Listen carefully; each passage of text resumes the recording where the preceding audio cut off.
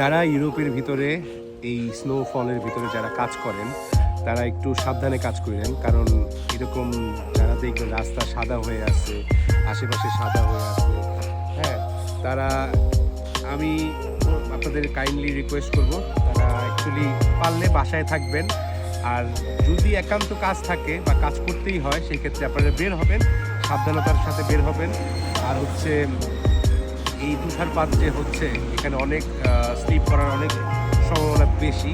যেমন আমি আজকে আস্তে আস্তে অনেক স্লিপ করেছি, কিন্তু আল্লাহর রহমতে আল্লাহর নাম নিয়ে নিয়ে চালাবেন, যার কারণে আল্লাহর রহমত থাকে, কিছু হবে না।